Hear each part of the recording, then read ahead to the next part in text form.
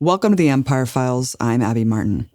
In case you're not familiar with this case, please check the links in the description below for more information. Long story short, back in 2020, I was barred from speaking at Georgia Southern University because Georgia is one of dozens of states across the country with anti-BDS, or boycott, divestment, and sanctions against Israel, laws on the books.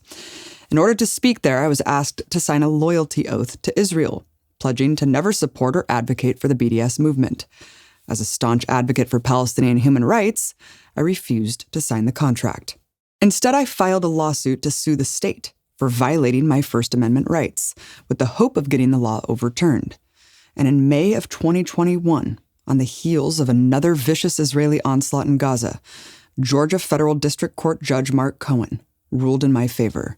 This was a huge victory and added to the precedent set by legal challenges against these unjust laws in other states.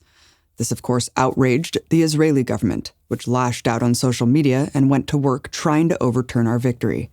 These laws were on the books in the first place, not because of the desire of the American people, but because of the desire of the Israeli lobby.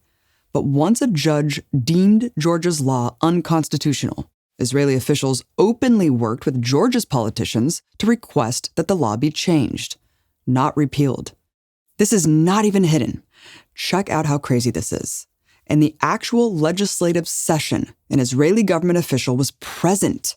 The state legislature officials even admitted that this Israeli official was the one that asked them to change the law, and they complied in a shocking act of foreign subversion.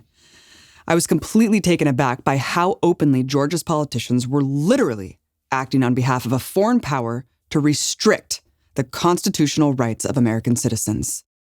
So as promised, Israel and the Georgia legislature came back with an amended law to try to moot my case. On January 27th, they voted to amend the law I sued over so that only individuals and businesses with a contract for over $100,000 are required to sign the Israel loyalty oath. This anti-Palestinian pro-apartheid amendment was passed overwhelmingly with 146 yes votes and only 9 no votes, showing how strong the hold of the Israeli lobby is on our government. Shameful. Absolutely shameful. These politicians knew that a judge had already ruled that the law violates the very Constitution they take an oath to protect, but they didn't care. That's how beholden these politicians are to money and power. They're frauds. But here's the thing.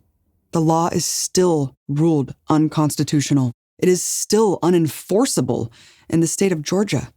No one will have to sign this pro-Israel pledge in order to work for the state for contracts under $100,000.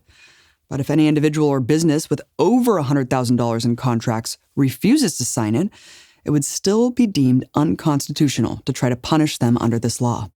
So, my legal precedent still holds. And the only thing this amendment accomplished was finding a way to keep the language on the books.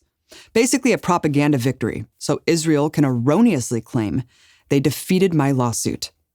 So what does this mean?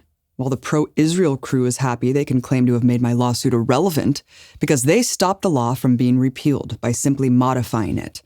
And they're completely counting on the fact that no business with big contracts will follow suit and continue to challenge the law. Of course, even though the law is still unconstitutional and thereby unenforceable, it is still criminal that it's on the books at all, and clearly will still have a chilling effect on those who may feel they have no choice but to choose between their free speech rights and the ability to work in Georgia. This is not about me. It's about all of us and the guiding principles that supposedly make our country great.